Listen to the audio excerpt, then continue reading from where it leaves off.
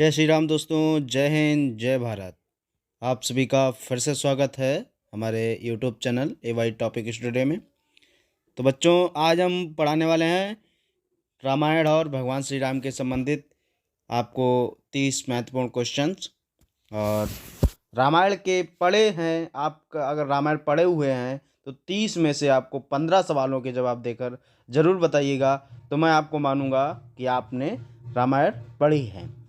तो चलिए बच्चों, आज स्टार्ट करते हैं आज के क्विज को और पढ़ते हैं आगे की तरफ। ठीक है। और जिन बच्चों ने अभी तक हमारे चैनल को सब्सक्राइब नहीं किया है और बेल आइकन की घंटी को प्रेस नहीं किया है, तो कृपया करके सभी बच्चे चैनल को सब्सक्राइब करें, लाइक करें और वीडियो को ज़्यादा से ज़्यादा शेयर करें और बेल आइकन घंटी को प्रेस करना ना भूलें।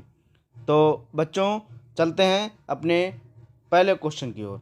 बच्चों, पहला क्वेश्चन हमारा है कि रामायण की रचना मूल रूप से किसने की थी। तो इसका बच्चों जो आंसर रहने वाला है, जल्द से कमेंट बॉक्स में बताइएगा कि क्या रहने वाला है इसका आंसर। और तो बच्चों, इसका जो आंसर रहने वाला है ऑप्शन नंबर ए बिल्कुल करेक्ट होगा। जिन बच्चों ने ऑप्शन नंबर ए लगाया है तो बिल्कुल करेक्ट हैं। ऋषि वाल्मीकि रामायण की रचना के मूल रूप हैं, क्योंकि ऋषि वाल्मीकि ने ही रामायण की रचना की थी। और ये आप इमेज फोटो चित्र में देख रहे हैं, ये ऋषि वाल्मीकि ही हैं। क्योंकि चित्र को हम आपको साथ साथ ये इसलिए लेके चल रहे हैं कि जिससे कि आपको पहचानने में भूल ना हो और आंसर देखने में इससे आसानी से आपको समझ में आ सके। चलिए बढ़ते हैं अगले क्वेश्चन की ओर। अगला क्वेश्चन हमारा है कि कौन सी राक्षसी समुद्र में रहती थी और उड़ते हुए जीवों को खींचकर खा जाती थी। इनका मतलब ये कहना है कि कौन सी ऐसा राक्षसी थी जो किसी भी जीव को उड़ता हुआ और उसकी परछाई को पकड़ लेती थी और खा जाती थी। तो इसका जो आंसर रहने वाला है बच्चों, हमारा जो आंसर रहने वाला है, जिन बच्चों ने अभी तक ऑप्शन नंबर बी लगाया है बिल्कुल करेक्ट हैं। ये आप चित्र में देख रहे होंगे, ये सिंगिका नामक राक्षसी है। और इसके देखिए पास में ही वीर पुत्र हनुमान जी हैं, बलवान जी हैं। ठीक है, हनुमान जी। और इसे भूख लगी हुई थी तो इसको ये पे जा रहे थे और तुरंत ही वापस आ भी जाएंगे।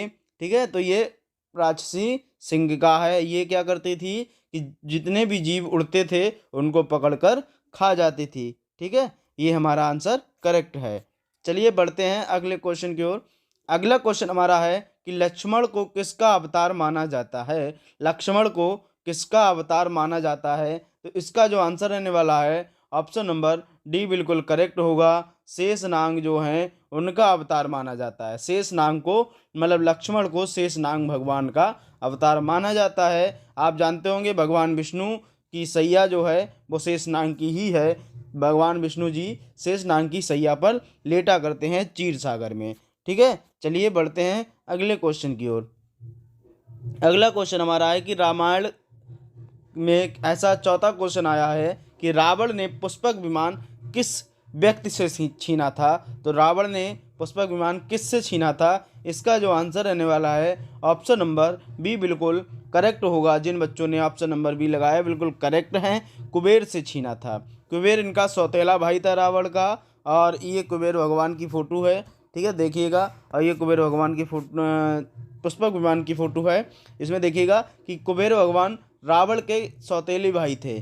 ठीक है, इन्होंने तपस्या की थी तो माँ मतलब भगवान से इन्होंने ब्रह्मा जी से ऐसी शक्ति प्राप्त कर ली थी जिससे कि इनको एक पुष्पक विमान दिया गया था। और उससे ये धन के देवता कहलाए गए। ठीक है, और इनकी जो रावण को जलन हुई जिससे कि उसने कुबेर जी भगवान का पुष्पक विमान छीन लिया। ठीक है, चलिए बढ़ते हैं अगले क्वेश्चन की ओर। अगला क्वेश्चन हमारा है कि किस वैद्य ने भगवान राम को लक्ष्मण के प्राण बचाने के लिए संजीवनी बूटी के बारे में बताया। इसका आंसर रहने वाला है बी। ठीक है, सुषेण वैद्य, ये सुषेण वैद्य है। इसने ही हनुमान जी को बताया था, राम जी को, कि हनुमान जी को भेजिए, लंका में एक संजीवनी बूटी लगी हुई है। उसी मतलब लंका के पास में पर्वत है, उसी पर एक संजीवनी बूटी है, उसको आप लेकर आइए, जिससे कि अगर आप सुबह से पहले लेकर आते हैं तो लक्ष्मण जीवित हो सकते हैं। तो ध्यान रखिएगा, इसका आंसर ठीक है, चलिए बढ़ते हैं अगले क्वेश्चन की ओर। अगला क्वेश्चन हमारा है कि रावण ने लंका के नज़दीक पहुंच चुकी सुग्रीव सेना के पास किस दूत को भेजा था? तो इसका जो आंसर रहने वाला है, बिल्कुल बिल्कुल करेक्ट बच्चों, आपने बिल्कुल सही बताया है। ऑप्शन नंबर सी बिल्कुल सही होगा, क्योंकि ऑप्शन नंबर सी शुक, मतलब शुक नामक दूत था रावण का। उसने मतलब उस रावण ने शुक नामक दूत को सुग्रीव सेना के पास भेजा था। ठीक है, चलिए बढ़ते हैं अगले क्वेश्चन की ओर। अगला क्वेश्चन हमारा है कि कह रहा है कि उस धनुष का नाम बताइए जिसका उपयोग भगवान राम ने सीता स्वयंवर में किया था। मतलब जो सीता स्वयंवर में धनुष रखा गया था राजा जनक ने, उस धनुष का नाम क्या था? ठीक है, तो इसका जो रहने वाला है ऑप्शन नंबर, हाँ बिल्कुल करेक्ट बच्चों, आपने बिल्कुल सही लगाया है। ऑप्शन नंबर ए बिल्कुल करेक्ट होगा। ठीक है, ऑप्शन नंबर ए बिल्कुल करेक्ट है। पिनाक नामक व्यक्ति ने इसमें जो सॉरी पिनाक नामक एक धनुष था। ठीक है, तो ये उस सीता स्वयंवर में रखा गया था कि जिससे कि जो पिनाक नामक धनुष को तोड़ेगा उसी की शादी सीता जी से की जाएगी। तो भगवान राम ने पिनाक नामक धनुष को तोड़ा था। ठीक है, चलिए बढ़ते हैं अगले क्वेश्चन की ओर। अगला क्वेश्चन हमारा है कि जब युद्ध में लक्ष्मण मूर्छित हो गए थे तब उनके उपचार के लिए लंका से किस वैद्य को लाया गया था? अभी बताया था कि सुषेण वैद्य को लाया गया था लंका से। ठीक है, ध्यान रखिएगा। चलिए बढ़ते हैं अगले क्वेश्चन की ओर। रावण किस वाद्य यंत्र को बजाया करता था? रावण किस वाद्य यंत्र को बजाया करता था? तो इसका जो आंसर रहने वाला है ऑप्शन नंबर ए, आपको चित्र देख के समझ में ही आ रहा होगा, बीड़ा। बीड़ा को रावण बजाया करता था। ठीक है, चलिए बढ़ते हैं अगले क्वेश्चन की ओर। अगला क्वेश्चन हमारा है कि लंका के पश्चिम द्वार पर मौजूद रक्षक, जो लंका के पश्चिम द्वार था उस पर जो मौजूद रक्षक था ध्रुम राष्ट्र नामक का, उसका वध किसने किया था?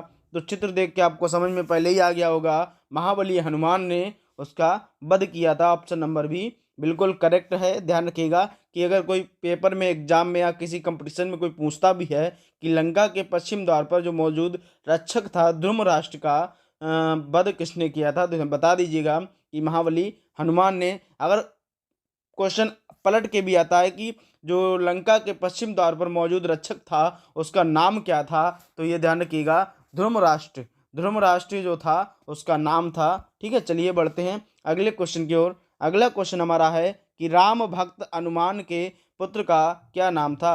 राम भक्त हनुमान के पुत्र का नाम क्या था? ठीक है, तो आप लोगों को बता भी दें कि हनुमान के पुत्र का नाम मकरध्वज था। अब आप लोग ये भी कहेंगे कि हनुमान की तो शादी भी नहीं हुई थी, तो हाँ उनका पुत्र कैसे हो गया? तो बच्चों आपको बता दें कि जब ये लंका की ओर उड़कर जा रहे थे, तो जब ये बीच में रास्ते में समुद्र के बीच में आए तो एक मकड़ी थी। तो उस मकड़ी ने हनुमान जी के पसीने का एक जरा सा छल समुद्र में गिर गया, तो उसी छल को मकड़ी ने पी लिया था, जिससे कि मकड़ी के पेट से मकरध्वज नामक मतलब पुत्र का जन्म हुआ। ठीक है, तो उसी पुत्र का नाम मकरध्वज रखा गया है और हनुमान जी का वो पुत्र कहलाया। ठीक है, और वो भी बहुत ही बलशाली था। आप चित्र में देख भी रहे होंगे, ये मकरध्वज है और ये महाबली हनुमान है, ये पिता हैं और ये पुत्र हैं। ठीक है, चलिए बढ़ते हैं अगले क्वेश्चन की ओर। अगला क्वेश्चन हमारा है कि रावण के नाना का क्या नाम था? रावण के जो नाना थे उनका नाम क्या था? तो आपको बता दें, हाँ बिल्कुल करेक्ट विकास, कि सुमाली। ऑप्शन नंबर डी बिल्कुल सही होगा, सुमाली रावण के नाना का नाम था। तो ये जो चित्र में देख रहे हैं आप, ये सुमाली नाना हैं। कौन? सुमाली नाना, ये रावण के नाना जी हैं, उनका चित्र है। चलिए बढ़ते हैं अगले क्वेश्चन की ओर। अगला क्वेश्चन हमारा है कि लक्ष्मण को नागपाश से किसने मुक्त किया था? लक्ष्मण को नागपाश से किसने मुक्त किया था? तो इसका जो आंसर रहने वाला है ऑप्शन नंबर ए बिल्कुल सही है, जटायु। जटायु की ये तस्वीर है, आप लोग देखिएगा। ठीक है, जटायु ने लक्ष्मण को नागपाश से मुक्त किया था। चलिए बढ़ते हैं अगले क्वेश्चन की ओर। अगला क्वेश्चन हमारा है कि राजा निमि की राजधानी का क्या नाम था? राजा निमि थे, उनकी राजधानी का नाम क्या था? तो इसका जो आंसर रहने वाला है ऑप्शन नंबर ए बिल्कुल करेक्ट होगा बैजयंत। बैजयंत जो नामक राजधानी है वो राजा निमि की राजधानी थी। ठीक है, ध्यान रखिएगा। चलिए बढ़ते हैं अगले क्वेश्चन की ओर। अब इस क्वेश्चन का आंसर जब भी बताएंगे कि जब तक आप लोग बच्चे सब्सक्राइब नहीं करेंगे, लाइक नहीं करेंगे। तो जिन बच्चों ने अभी तक लाइक नहीं किया, सब्सक्राइब नहीं किया, ज़्यादा से ज़्यादा वीडियो को लाइक करें, शेयर करें और सब्सक्राइब करें, जिससे कि अगले वीडियो की नोटिफिकेशन आपके पास जल्द से जल्द पहुंच सके। देखिए इसका जो आंसर रहने वाला है, क्वेश्चन है कि राम और लक्ष्मण को आश्रम की रक्षा के लिए वन में कौन से ब्रह्मर्षि ले गए थे? तो इसका आंसर रहने वाला है ऑप्शन नंबर बी। ये विश्वामित्र जी की तस्वीर है। विश्वामित्र जी राम और लक्ष्मण को दशरथ से मांगकर आश्रम की रक्षा के लिए वन में ले गए थे। ठीक है, चलिए बढ़ते हैं अगले क्वेश्चन की ओर। अगला क्वेश्चन हमारा है कि रामायण कालीन नगरी मधुपुरी का वर्तमान में क्या नाम है? जो रामायण के समय मधुपुरी नामक नगरी थी उसका इस टाइम वर्तमान में क्या नाम होगा?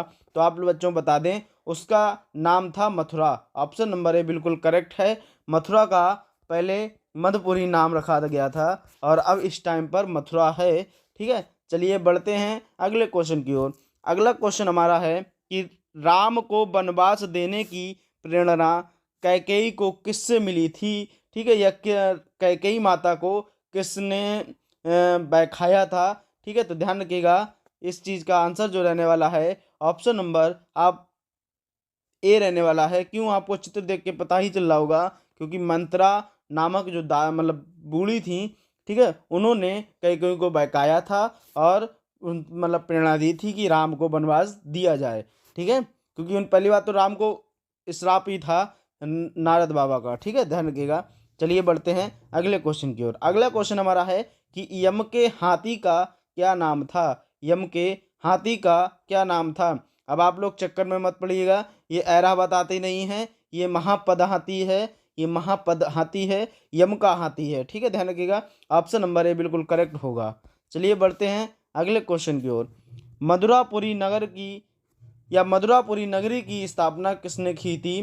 तो इसका जो आंसर रहने वाला है ऑप्शन नंबर डी बिल्कुल करेक्ट होगा। शत्रुघ्न ने स्थापना की थी मधुरापुरी की। मतलब जो इस टाइम पर मथुरा है, मथुरा की स्थापना शत्रुघ्न ने की थी। चलिए बढ़ते हैं अगले क्वेश्चन की ओर। 20वां क्वेश्चन हमारा है कि मेघनाथ जो था वो किस देवी की पूजा किया करता था? तो आप लोग ये चित्र में देख रहे हैं, ये हमारी निकुंबला देवी जी हैं। निकुंबला देवी जी बिल्कुल करेक्ट होगा। निकुंबला देवी जी की पूजा वह करता था। ठीक है, चलिए बढ़ते हैं अगले क्वेश्चन की ओर। अगला क्वेश्चन हमारा है कि मेघनाथ का दूसरा नाम क्या था? मेघनाथ का दूसरा नाम आप सभी को मालूम भी होगा, जल्दी से जल्दी कमेंट बॉक्स में बताइएगा। ठीक है, इंद्रजीत। इंद्रजीत मेघनाथ का दूसरा नाम था। चलिए बढ़ते हैं अगले क्वेश्चन की ओर। अगला क्वेश्चन हमारा है कि मारुत किस देवता का नाम था? मारुत किस देवता का नाम था? इसका जो आंसर रहने वाला है ऑप्शन नंबर ए बिल्कुल करेक्ट होगा। वायु वायु देवता का नाम मारुत दूसरा नाम था। ठीक है, ध्यान रखिएगा। चलिए बढ़ते हैं अगले क्वेश्चन की ओर। देखिए बच्चों, आपको बता दें, ये क्वेश्चन आपको बताना पड़ेगा रामायण के कुल कितने अध्याय हैं, कमेंट बॉक्स में जल्द से जल्द बताइएगा। चलिए बढ़ते हैं अगले क्वेश्चन की ओर। अगला क्वेश्चन हमारा है कि महर्षि विश्वामित्र का क्षत्रिय दशा का क्या नाम था? तो इसका जो आंसर रहने वाला है ऑप्शन नंबर बी बिल्कुल करेक्ट होगा।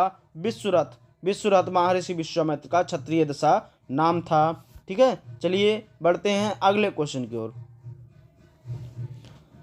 अगला क्वेश्चन हमारा है कि महर्षि वाल्मीकि का बचपन का क्या नाम था? महर्षि वाल्मीकि के बचपन का क्या नाम था? तो इनका जो नाम था आपको बता दें, ऑप्शन नंबर बी सी सही रहने वाला है, रत्नाकर। रत्नाकर लिखा हुआ है पर रत्नाकर इनका नाम पूरा नाम था, रत्नाकर। ठीक है, ध्यान रखिएगा। ठीक है, और बच्चों चैनल को ज़्यादा से ज़्यादा जल्दी जल्दी सब्सक्राइब करिएगा, लाइक करिएगा, जिससे कि मैं मोटिवेशन होकर अगली वीडियो आप तक पहुंचा सकूं। ठीक है, देखिए, और बच्चों इस पर आपको डेली करंट अफेयर्स मिलेंगे, जिससे आप जल्दी से जल्दी तैयारी कर सकें। ठीक है, चलिए बढ़ते हैं अगले क्वेश्चन की ओर। अगला क्वेश्चन हमारा है कि राजा दशरथ ने पुत्रों उत्पत्ति हेतु कौन सा यज्ञ किया था? इसका आंसर क्या रहने वाला है बच्चों, बताइएगा। इसका आंसर रहने वाला है ऑप्शन नंबर सी बिल्कुल करेक्ट होगा। पुत्रेष्टि नामक यज्ञ का यज्ञ किया था राजा दशरथ ने पुत्र उत्पत्ति के लिए। ठीक है, चलिए बढ़ते हैं अगले क्वेश्चन की ओर। अगला क्वेश्चन हमारा है कि रामायण जिस युग से संबंधित है उस युग का क्या नाम था। तो आप लोगों को बता मालूम भी होगा, जल्दी जल्दी कमेंट बॉक्स में बताइएगा। ऑप्शन नंबर बी बिल्कुल करेक्ट होगा, त्रेता युग था जिसमें भगवान श्री राम का जन्म हुआ था। ये आप देख भी रहे होंगे। ठीक है, चलिए बढ़ते हैं अगले क्वेश्चन की ओर। अगला क्वेश्चन हमारा है कि महर्षि वशिष्ठ की गाय का क्या नाम था। महर्षि वशिष्ठ की गाय का क्या नाम था, आप लोगों को बता दें। कामधेनु बिल्कुल नहीं होगा बेटा, ये गलत क्वेश्चन आंसर है आपका। ठीक है, आपने कमेंट में गलत दिया है। इसका जो आंसर रहने वाला है ऑप्शन नंबर बी बिल्कुल सही होगा, नंदिनी गाय। नंदिनी नामक गाय उनके पास थी जिसके 33 देवी देवता रहते थे, 33 करोड़ देवी देवता निवास करते थे। ठीक है, ध्यान रखिएगा, नंदिनी नामक गाय महर्षि वशिष्ठ के पास थी। कामधेनु नामक गाय नहीं थी, पर हाँ कामधेनु गाय नामक यही गाय है, पर इसका नाम चेंज हो गया था। पर ध्यान रखिएगा नंदिनी गाय है। ठीक है, चलिए बढ़ते हैं अगले क्वेश्चन की ओर। रामायण के प्रथम कांड का क्या नाम है। रामायण के प्रथम कांड का क्या नाम है, आपको बच्चों बता दें। तो इसका जो आंसर रहने वाला है बिल्कुल बहुत ही सरल है, बहुत ही सिंपल है। ठीक है, ध्यान रखिएगा, आसान है। तो इसका जो आंसर रहने वाला है option B, option number B, Balkand. Balkand Ramayana का प्रथम कांड है जिसमें भगवान राम के जन्म का जीवन चरित्र बताया गया है। ठीक है, चलिए बढ़ते हैं अगले क्वेश्चन की ओर। लास्टवा क्वेश्चन हमारा है कि किस देवता का एक नाम सर्वमाली है। किस देवता का नाम एक सर्वनाम माली है। ठीक है, ध्यान रखिएगा, इसका जो आंसर रहने वाला है चित्र के अनुसार आप समझ ही गए होंगे। Option number A, Shiv. Shiv एक सर्वमाली हैं। ठीक है, चलिए धन्यवाद। जय हिंद, जय भारत, जय श्री राम।